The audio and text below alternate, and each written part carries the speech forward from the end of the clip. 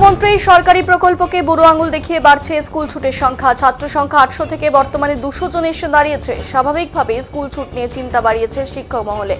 ঘটনাটি গ্রামে নয়, শহরের পৌরসভা এলাকার মালদা 3 নম্বর ওয়ার্ডে মিনুছা বয়েজ হাই স্কুলের। খোদ স্কুলের প্রধান শিক্ষকের সমীক্ষায় ধরা পড়েছে চাঞ্চল্যকর তথ্য উঠে এসেছে। সংসার চালাতে পড়া বন্ধ করে শ্রমিকের কাজে যুক্ত হয়ে পড়ছে ছাত্ররা। বিষয়টি ঊর্ধ্বতন কর্তৃপক্ষকে জানানো হয়েছে। সেই কথা স্বীকার করে নিয়েছেন জেলা বিদ্যালয় পরিদর্শক। জানা গেছে, ঝাঁ চকচকে নীল সাদা 3তলা ভবন রয়েছে। প্রায় 800 পড়ুয়া ছিল। ক্লাসরুম 16টি, এখন পড়ুয়া 200 জন। ক্লাসরুমে 6টি ক্লাসরুমেই পড়াশোনা করা হয়। প্রতি ক্লাসে 2টো করে সেকশন ছিল। 12 জন পূর্ণ সময় শিক্ষক শিক্ষিকা, একজন প্যারা টিচার, একজন কম্পিউটার শিক্ষক রয়েছে পড়াশোনার জন্য ছাত্রদের পর্যাপ্ত সরকারি প্রকল্পের সহযোগিতা। কিন্তু তারপরেও প্রতিনিয়তই বাড়ছে স্কুল ছুটের সংখ্যা।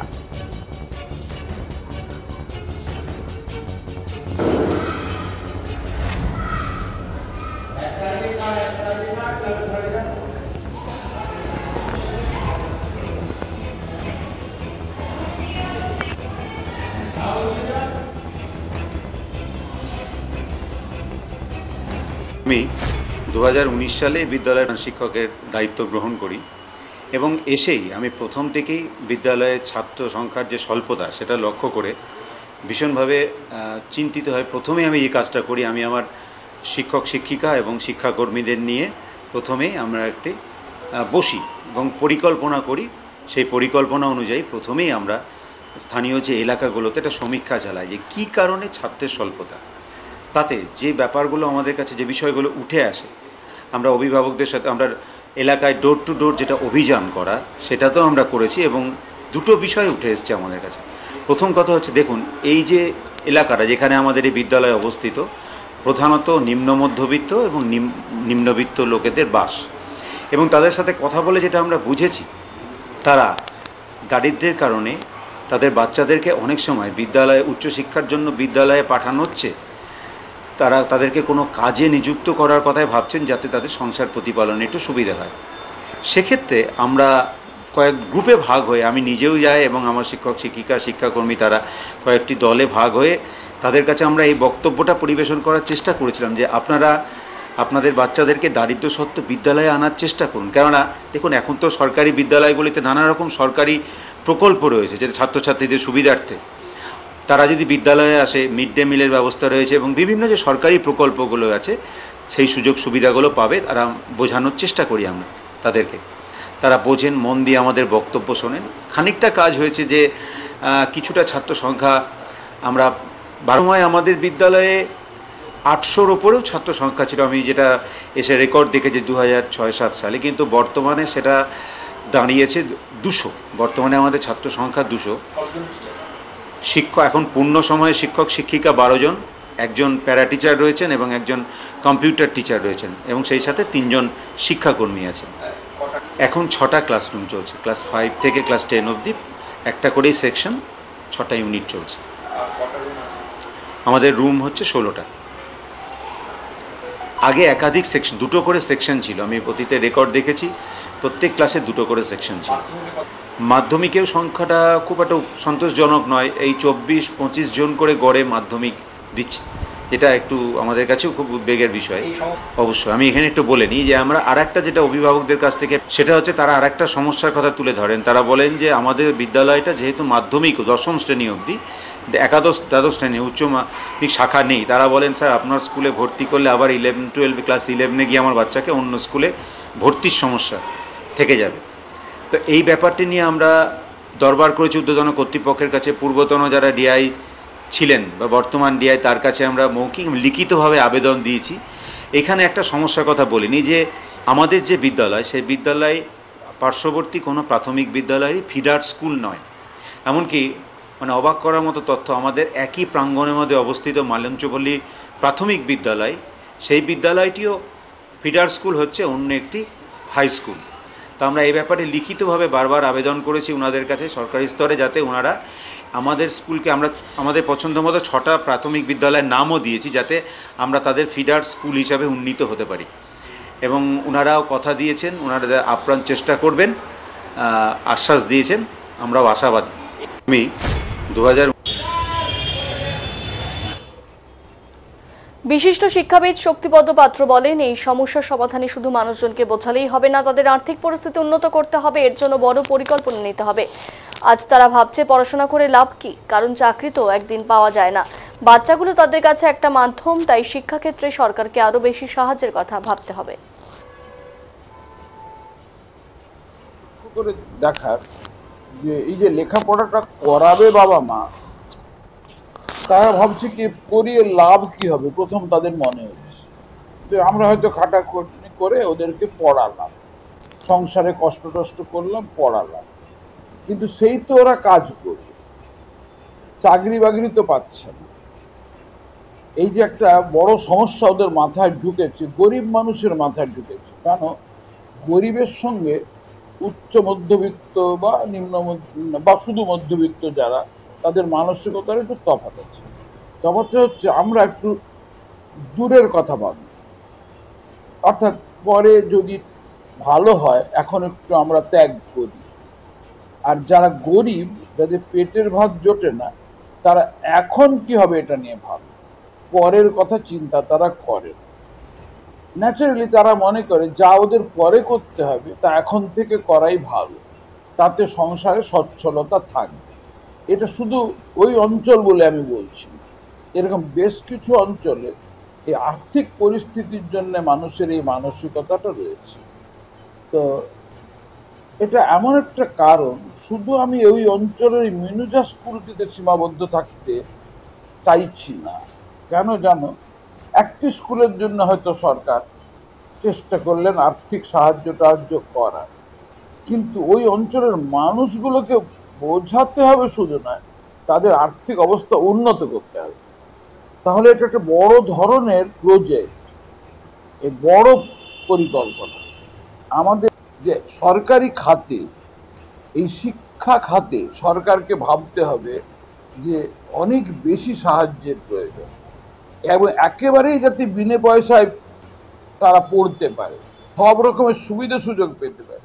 ওদের স্কুলে পড়া মানেই অন্তত শুধু খাদ্য বস্ত্রের অভাব নয়, বইপত্র যেমন স্কুল থেকে দেওয়া হয়, মিড ডে মিল দেওয়া হয়, কিন্তু মিড ডে মিলটা যেটা দেওয়া হয় সেটা দুপুর বেলায় ধরো 1টার সময় দেওয়া হয়, সকাল থেকে ওরা খেতে পায় না। ওই যে মিড ডে মিলটা খেলো, তারপর সন্ধেবেলায় কি খাবে? একটা জিনিস লক্ষ্য করে দেখার। শিক্ষা সংসদের ডিআই মলয় মণ্ডল জানান, প্রাথমিকভাবে আমাদের কাছে এই বিষয়টি জানা আছে, আমরা এই বিষয়ে খতিয়ে দেখব, যদি এই ফিডার সিস্টেমকে রিসাবল করা যায় সেটা দেখা হবে। আমাদের কাছে একটা খবর আছে, গত বছর একটু যখন অ্যাডমিশন হয় তখনও বিশেষ করে ওই প্রাইমারি স্কুল, যেটা ওর অ্যাটাচ যে প্রাইমারি স্কুল, ওখান থেকে টিচাররা এসেছিলেন ওদের ট্যাগিং সিস্টেমটাকে একটু রিসাবল করার জন্য। সত্যিকারেই এটা খুব যদিও আন্ডারপাস দিয়ে বাচ্চারা আসে, কিন্তু লাইনটা ক্রস করেই আসতে হয় টাউন স্কুলে। এখন টাউন স্কুলে যেমন ট্যাগিংটা আছে, সেই সঙ্গে সঙ্গে যদি আমাদের আরটিএ অ্যাক্ট অনুযায়ী নিজস্ব স্কুলে ভর্তি হওয়ার কিন্তু প্রথম স্কোপ, কিন্তু এখানে গার্জেনরা যে কারণে একটু অনীহা দেখান যে এই স্কুলেই তার বাচ্চারা বা পড়াশোনা করুক, সেটার আর একটা অন্যতম কারণ হচ্ছে এখানে এই স্কুলটি মাধ্যমিক, মানে high school, higher secondary school নয়। এটা একটা কারণ একটা হতে পারে আইডেন্টিফাইড, কারণ সব গার্জেনরাই চাইবেন যে তার ছেলেরা ভালো স্কুলে পড়ুক এবং একদম যেখানে 5-এ ভর্তি হবেন হাই স্কুলে, সেখানে যেন একদম হায়ার সেকেন্ডারিটা কমপ্লিট করে বেরোন। এই হচ্ছে ব্যাপার। এবং যেটা প্রিভিয়াসলি এখানে একটা ফিডার স্কুল হিসেবে যে ট্যাগিংয়ের সিস্টেমটা করা আছে মালদা এই শহরের মধ্যে যেসব স্কুলগুলোতে, সেখানে এই যে প্রাইমারিটা, যেটা মিনুজা হাই স্কুলের অ্যাটাচ যে প্রাইমারি স্কুল, তার সাথে টাউন স্কুলের ট্যাগিংটাই করা আছে। এই জন্যই মানে গার্জেনরা ওটাতেই বেশি একটু আগ্রহ দেখান আর অনীহা দেখান, কারণ 12 পর্যন্ত এখানে নেই, ক্লাস 10 পর্যন্ত আছে। এটা একটা কারণ। আমি তাও আর একটু খতিয়ে দেখব এবং দেখব যদি এই ফিডার সিস্টেমটাকে রিসাবল করা যায়, কারণ এটা অনেক দিন আগে হয়েছে। এখন একটা জিনিস কি, আমার যে স্কুলে রেজাল্ট ভালো হয়, পড়াশোনা ভালো হয়, আমি চাইবো আমার সব স্কুলেই ভালো হোক।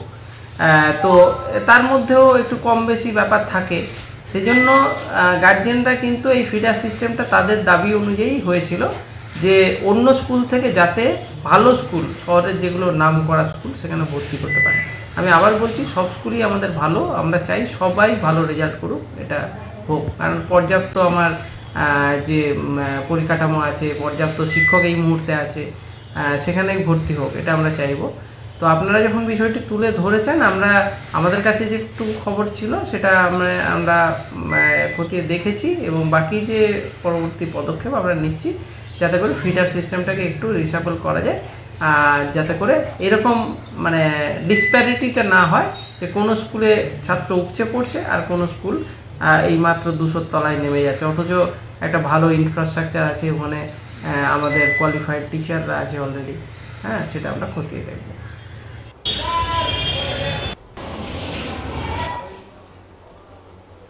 মালদা জেলা তৃণমূলের সহসভাপতি শুভময় বসু জানান, প্রতিটি গ্রামাঞ্চলে এত স্কুল বেড়েছে যার ফলে সবাই গ্রামীণ বেশিরভাগ পড়াশোনা করছে। শিক্ষার দিক থেকে আমাদের সরকার অনেক কিছুই করছে, শিক্ষার দিক থেকে আমরা অনেক এগিয়ে রয়েছি। বামফ্রন্টে 34 বছর আর আমাদের তৃণমূলের আজকে 14 বছর, অনেক বিষয়গুলো হয়েছে। প্রচুর গ্রামে গঞ্জে প্রচুর স্কুল হয়েছে, গ্রামে গঞ্জে প্রচুর কলেজ হয়েছে, প্রতিটা ডিস্ট্রিক্টে একটা করে বিশ্ববিদ্যালয় হচ্ছে, মেডিকেল কলেজ হচ্ছে। অর্থাৎ শিক্ষাটাকে আমরা একদম ডোর টু ডোর নিয়ে গেছি। স্বাভাবিকভাবে আজ থেকে 10 বছর আগে মেনুজা বয়েজে যারা পড়তেন, প্রান্তিক ছাত্রছাত্রীরা, সেই কাজীগ্রাম, সে বিভিন্ন জায়গা থেকে, গ্রামগঞ্জ থেকে, তারা শহরে আসছেন না, তারা তাদের গ্রামের স্কুলেই পড়ছেন। এটাই হচ্ছে মূল কথা। শহরের লিভিং অফ স্ট্যান্ডার্ড বেড়েছে, তারা কেউ কেউ তাদের ছেলে মেয়েদের ইংলিশ মিডিয়ামে পড়ানোর চেষ্টা করছেন, এটাই হচ্ছে কারণ, অন্য কোনো কারণ নেই। এত প্রান্তিক স্তরে স্কুলগুলোর হাই স্কুল নিয়ে যাওয়া হয়েছে যে যার ফলে ছাত্র ছাত্রীর সংখ্যা দিনে দিনে বৃদ্ধি পাচ্ছে। কন্যাশ্রীর জন্য মেয়েরা পড়াশোনা করছে এবং আপনি জেনে আনন্দিত হবেন যে প্রতি বছর মাধ্যমিক এবং উচ্চ মাধ্যমিকে ছেলেদের থেকে মেয়েরা বেশি পরীক্ষা দেয়। মেয়েদের সাইকেল দেওয়া হচ্ছে, বিভিন্ন এসসি এসটি ওবিসি বিভিন্ন স্কলারশিপের মাধ্যমে রাজ্য সরকার সবাইকে স্কুলমুখী করার চেষ্টা করছে। কোনো যদি পরিসংখ্যান আছে, কেউ এই পরিসংখ্যান নয়। আগে শহরমুখী সব ব্যাপার ছিল, এখন এই সরকার এসে সমস্তটাই গ্রামে এত স্কুল কলেজ খুলে দিয়েছে, যার ফলে কেউ আর শহরে এসে তাদেরকে পড়তে হচ্ছে না। এটাই হলো চিত্র। আগামী দিনে এটা নিয়ে ভাবতে হবে আমাদের যে শহরের স্কুলগুলোতে কেন ছাত্রছাত্রী নেই।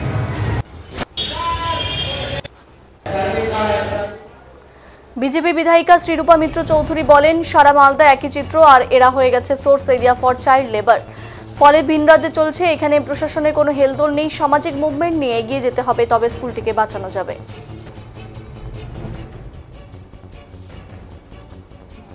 এই স্কুলটি নয়, সারা মালদা জেলাতে বিভিন্ন স্কুলে আমি ঘুরে দেখেছি একই ধরনের পরিস্থিতি।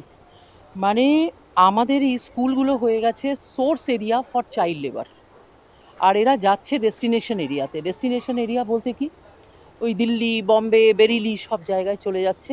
কেউ জুতোর কারখানায় কাজ করছে, কেউ আমের কারখানায় কাজ করছে। এখন যান আমবাজার, রথবাড়ি সব জায়গায় দেখতে পাবেন সব চাইল্ড লেবাররা প্যাকিং করছে, সব কিছু করছে।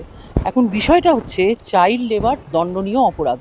এই অপরাধকে থামানোর জন্য, চাইল্ড লেবার কে অ্যারেস্ট করার জন্য, অ্যারেস্ট মানে দ্য প্রবলেম অ্যারেস্ট করার জন্য আমাদের প্রশাসনিক বিভাগ আছে, পুলিশি দপ্তর আছে এবং সমাজ কল্যাণ বিভাগ আছে।